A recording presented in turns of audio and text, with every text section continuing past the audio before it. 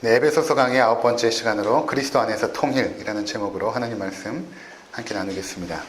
우리가 지난 시간에 어떻게 내가 하나님의 비밀을 깨닫게 되었고 믿게 되었는가에 대해서 살펴보았죠. 하나님의 복음은 비밀로 감춰 있는 것입니다. 누구에게나 허락된 것이 아니라 하나님의 사랑하는 그의 자녀들에게만 허락된 것이 하나님의 복음입니다. 어떤 사람들은 그 복음을 듣고도 하나님께로 나오지 않지만 어떻게 나는 하나님을 믿게 되었을까? 어떻게 예수 그리스도를 내 마음 가운데 영접하게 되었을까? 그것은 성령께서 우리 가운데 지혜와 총명을 허락해 주셔서 그 말씀을 깨닫게 하신 것이죠. 우리가 믿은 것이 아니라 하나님께서 믿게 하신 것이고 성령을 통하여 이해력을 주시고 또 통찰력을 주시고 그것을 통하여 하나님의 비밀, 그것이 우리 가운데 믿어지게 된 것입니다. 오늘 우리가 함께 살피게 될 내용은 무엇인가 하면 하나님이 이루시는 이 구원의 그 범위입니다. 저도 연구하면서 참 놀랐는데 하나님께서 우리를 통하여 베푸신 이 구원이 얼마만큼 그 스케일이 큰가에 대한 부분들을 우리가 함께 살펴보고자 하는 것입니다.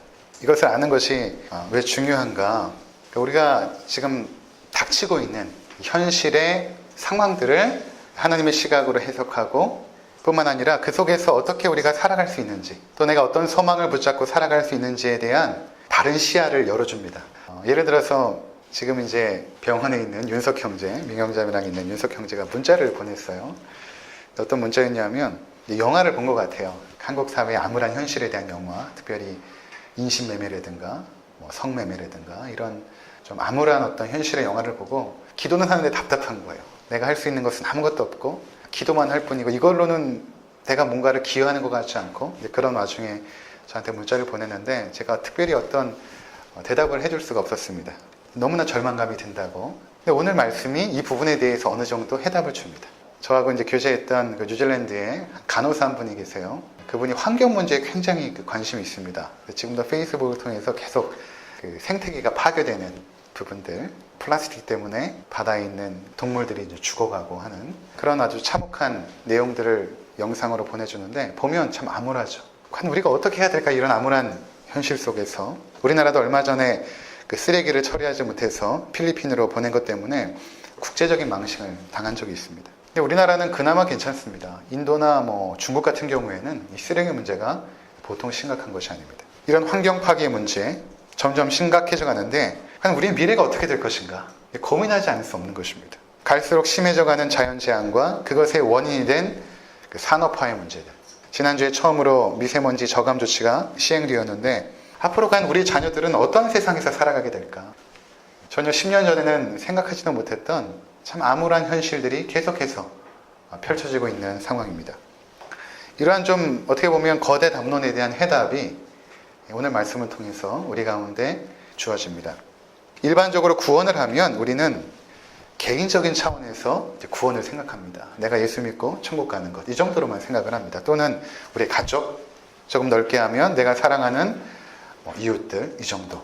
근데 성경은 하나님께서 이루시는 그 구원은 그 범주가 전 우주적이다 이렇게 말합니다. 그 전 우주적인 구원에 우리가 들어가 있는 것입니다. 전 우주적인 구원.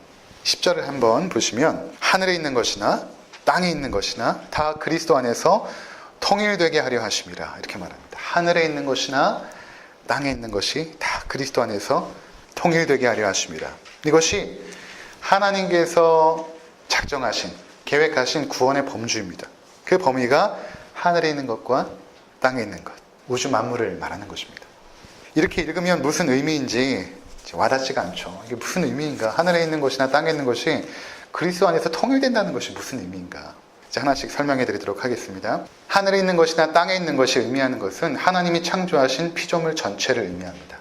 하늘에 있는 행성들, 해와 달을 포함하여 모든 행성들, 거기에는 눈에 보이지 않은 영적 존재도 포함됩니다. 그리고 땅에 있는 것은 우리가 살아가는 이 세상을 의미하죠. 여기에는 인간을 포함하여서 동식물, 자연 만물, 모든 것들이 해당이 됩니다. 이 모든 것들이 그리스도 안에서 통일이 된다. 이런 말씀입니다. 이 통일된다는 것은 이 원어로 보니까 아나케 팔라이오마이 이렇게 말합니다. 아나케 팔라이오마이. 이게 무슨 의미인가 하면 이 단어가 쓰인 다른 성경 구절을 보니까 로마서 13장 9절에서 이제 이런 말씀을 합니다. 구약에 여러 가지 율법이 있지 않느냐. 도둑질하지 말라, 살인하지 말라, 간음하지 말라.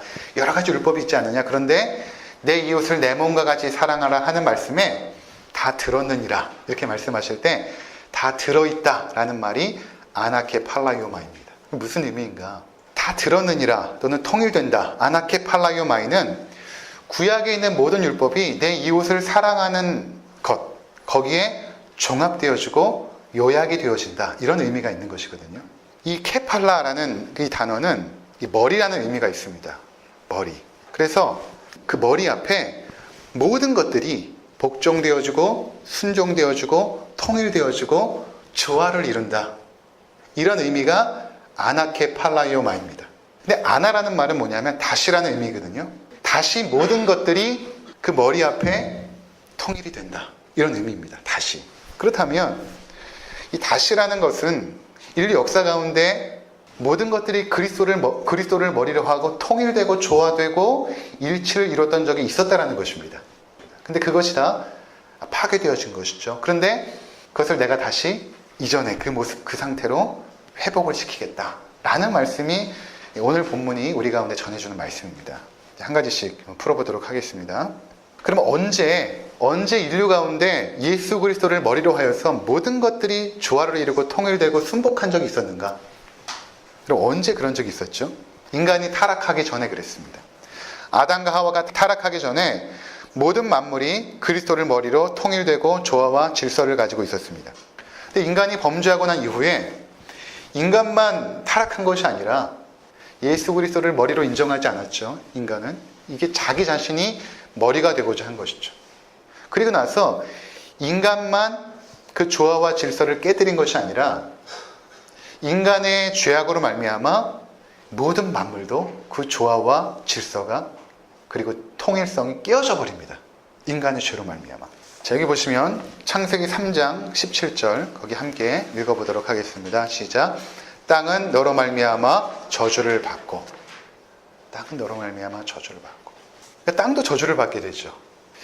인간만 저주를 받은 것이 아닙니다. 자연 만물도 저주를 받은 것입니다. 동식물도 마찬가지입니다. 동물 세계를 잘 보면 약육강식이죠. 강한 자가 약한 자를 잡아먹습니다. 동물의 세계는 냉혹하고 무섭습니다.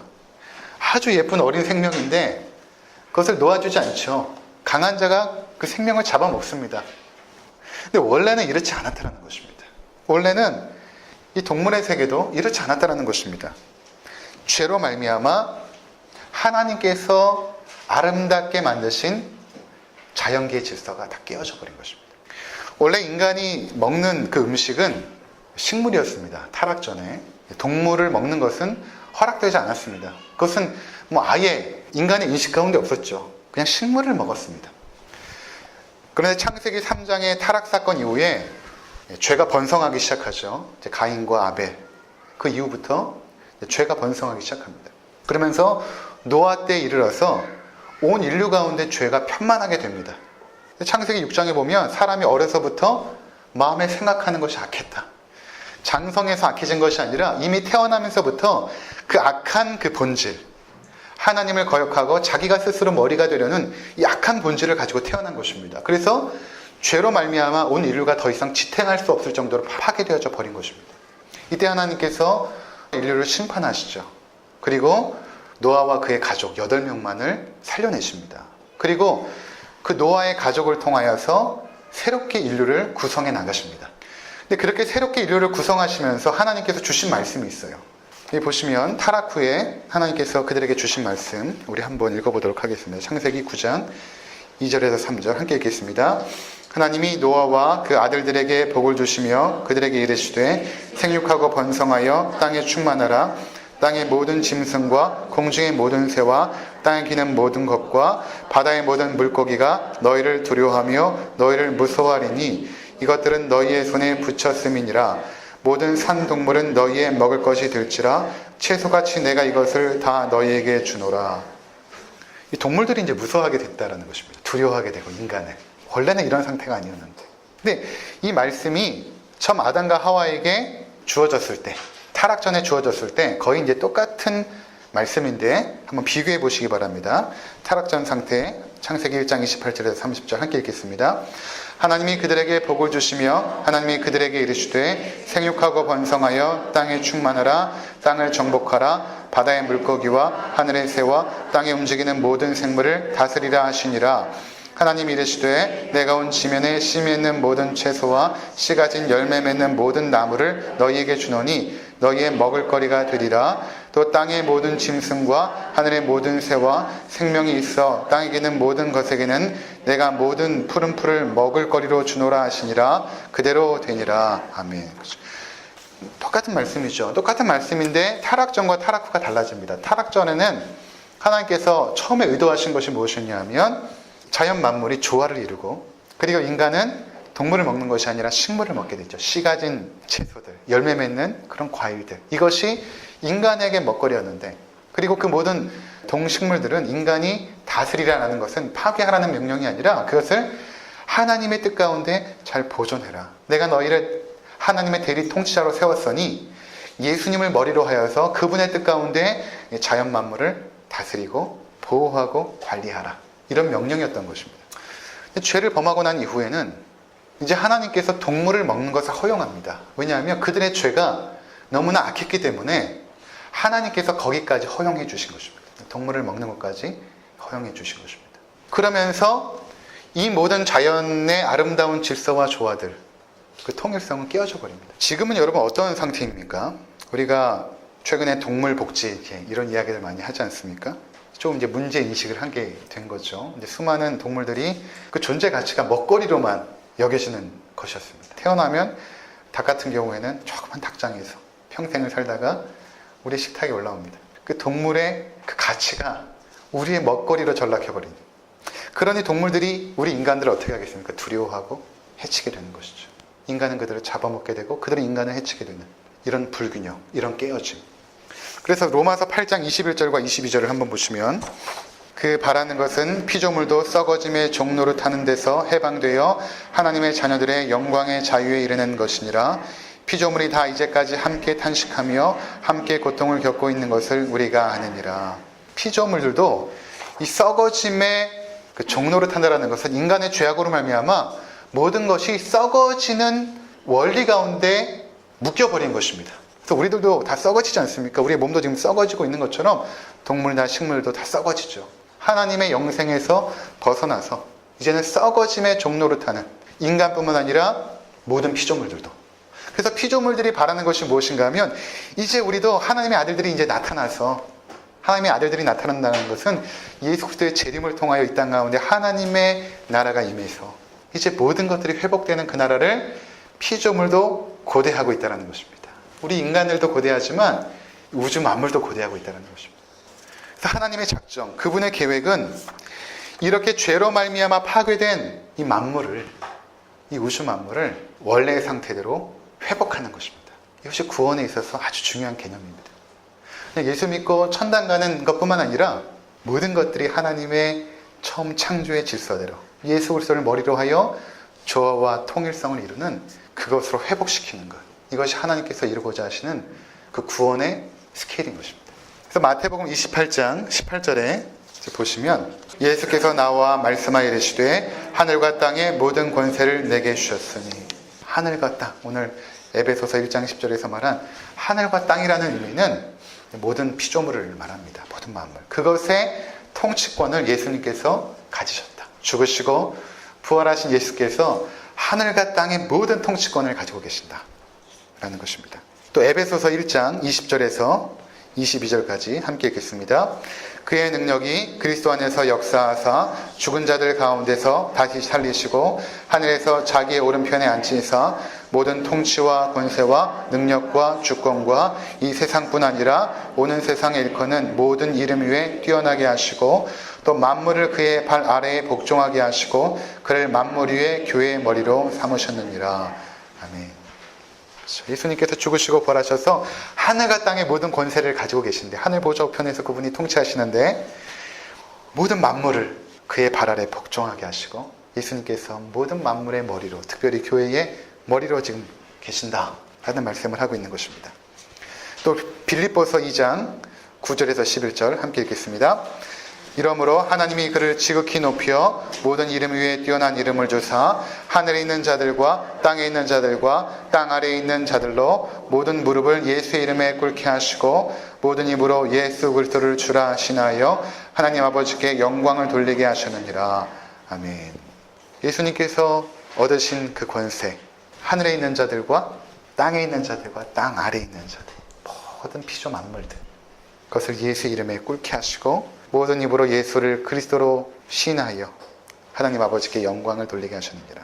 그러니까 하나님의 구원이 그 범주가 인간뿐만 아니라 하늘에 있는 자들과 땅에 있는 자들과 땅 아래에 있는 자들, 모든 만물에까지 확장된 것입니다. 이것은 예수 그리스도의 우주적인 통치를 의미하는 것입니다. 지금은 인간의 죄로 말미암아 파괴되어서 그 조화와 질서와 통일성이 상실되었지만, 그래서 수많은 악과 고통이 우리 가운데 있죠. 벗어날 수가 없습니다.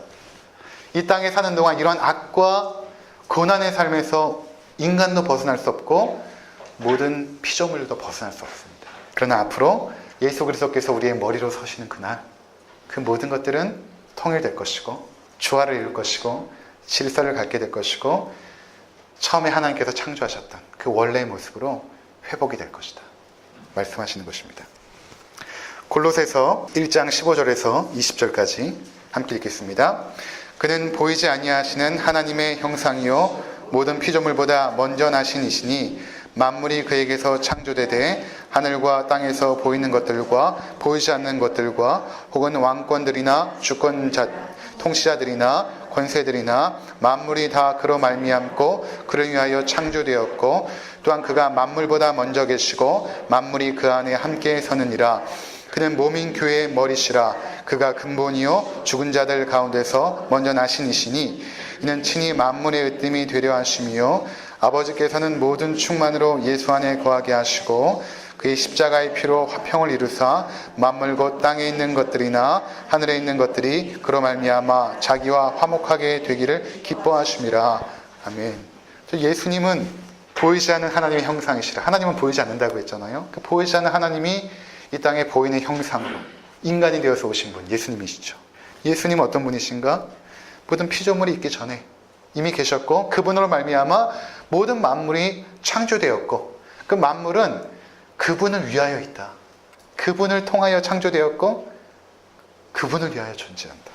그래서 이제 마지막에 예수께서 우리의 머리가 되시는 그날 20절에 보면 땅에 있는 것들과 하늘에 있는 것들이 그로 말미암아 자기와 화목하게 된다는 것입니다. 샬롬, 평화를 이루고 모든 것들이 창조 때의 그 아름다운 영광을 회복하게 된다라고 말하고 있는 것입니다. 자, 이 구원의 스케일을 우리가 가져야 되는 것입니다. 지금 바울이 로마의 감옥에 갇혀 있으면서 이 편지를 쓰고 있는데 그 어두운 감옥 안에서 그의 시야는 우주를 향하고 있는 것입니다.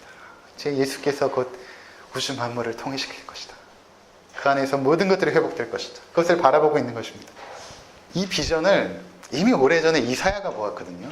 참 놀랍습니다. 이사야 선지자가 하나님께서 계시해 주어서 이미 그 비전을 보았습니다. 그래서 이사야 11장 6절에서 9절 함께 읽도록 하겠습니다. 시작. 그때 이리가 어린 양 함께 살며 표범이 어린 염소와 함께 누우며 송아지와 어린 사자와 살찐 짐승이 함께 있어 어린 아이에게 끌리며 암수와 곰이 함께 먹으며 그것들의 새끼가 함께 엎드리며 사자가 소처럼 풀을 먹을 것이며 젖먹는 아이가 독사의 구멍에서 장난하며 젖된 어린 아이가 독사의 굴에 손을 넣을 것이라. 내 거룩한 산 모든 곳에서 해됨도 없고 상함도 없을 것이니 이는 물이 바다를 덮음같이 여호와를 아는 지식이 세상에 충만할 것임이니라. 아멘. 피조 세계가 다 회복이 됐죠. 독사굴에 어린이가 손을 넣어도 물질 않는 것입니다. 사자들이 냉혹하게 동물들을, 약한 자들을 잡아먹어야 되는데 그렇지 않고 풀을 먹게 되는 것입니다. 창조의 모습이 회복이 되는 것이죠. 우리가 전에 살펴보았지만 요한계시록에 보면 천국의 모습이 하나님을 찬양을 하죠, 성도들이. 근데 성도들만 찬양하지 않죠. 성도들이 찬양을 하니까 우리가 오늘 아침에 찬양한 것처럼 구원하심이 보좌 앉으신 우리 하나님과 어린 양에게 있습니다. 찬양하지 않습니까? 그때 그 찬양이 나를 구원하심도 있지만 하나님이 우주 만물을 다 회복시키셨습니다. 그 놀라운 그 스케일을 가지고 찬양을 하는 것입니다. 하나님, 나만 천국에 있는 것이 아니라 하나님이 구원하기로 작정한 모든 사람들이 여기 있고 모든 피조물들, 동물들, 식물들이 아름답게 이곳에서 찬양합니다. 그렇게 인간들이, 사람들이 찬양을 하자 그 찬양을 누가 받냐면 천사들이 받죠. 천사들이 찬양을 합니다. 그랬더니 그 찬양을 누가 받습니까? 모든 피조물들이 받아서 그 예수의 발 앞에 엎드려 하나님의 구원하심, 어린 양 예수 그리스도, 그분은 높여드리지 않습니까? 이 우주적인 차원. 그러니까 우리가 구원하면 이제 그 개념을 가져야 되는 것입니다. 내가 예수 믿고 천국 간다. 이것이 아니라 완전히 회복될 그 구원. 이것을 우리가 바라보아야 된다는 것입니다. 자, 그래서 여러분, 천국은 새롭게 하나님이 창조할 필요가 없습니다. 그러니까 우리가 천국, 하나님의 나라 하면 하나님께서 새롭게 천국을 창조할 것이다, 이렇게 생각을 하잖아요. 그렇지 않습니다. 새 창조의 개념이 아니라 회복의 개념입니다. 이것을 여러분들이 잘 아셔야 됩니다. 회복의 개념입니다. 처음에 창조하신 그 나라를 하나님께서 회복시키는 것입니다. 하나님이 전능하시고 완벽한데 결함이 있는 세상을 창조하지 않으셨습니다. 여러분, 천국 하면 어떤 이미지를 떠오르는지 모르겠지만 지금 우리가 살고 있는 이 세상의 삶과 연관되어져 있습니다. 제가 뉴질랜드 너무 아름답지 않습니까? 그곳에 살다 보니까 가끔 어떤 생각을 갖냐면 너무 아름답다. 너무 아름답다. 이곳에 죄인들만 없으면 이곳이 천국이겠다. 죄인들만 없으면 이곳이 천국이겠다.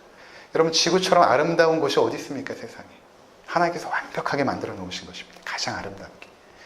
죄악으로 말미암아 더럽혀지고 파괴된 것이죠. 이것을 회복시키는 것입니다. 그래서 요한계시록 21장, 22장 넘어가면 새하늘과 새 땅이 나오는데 그것으로 우리가 이렇게 순간 이동하는 것이 아니라 하나님의 나라가 새하늘과 새 땅이 이곳으로 임하죠. 새 예루살렘이 이곳으로 임합니다. 이것을 요한이 봅니다. 새 예루살렘이라는 것은 어떤 의미가 있냐면 그곳에 문화가 있다는 것입니다. 우리가 천국에 가면 천사처럼 이렇게 떠다니는 것이 아니에요. 그렇게 추상적인 개념을 가지시면 안 됩니다. 예수께서 인간의 몸을 입고 있습니다. 우리도 부활한 몸을 입게 될 것입니다. 지금의 모습과는 다른, 썩어지지 않는, 쇠하지 않는 새로운 부활의 몸을 입고 예수님의 통치 앞에서 순복하며 살아가게 될 것이거든요. 근데 거기는 문화가 있어요. 음악도 있고 춤도 있고 과학도 있고 그렇습니다. 교육도 있고 그 문화가 있어요. 거기 한번 우리가 보게 되면 이렇습니다. 요한계시록 21장 1절에서 5절.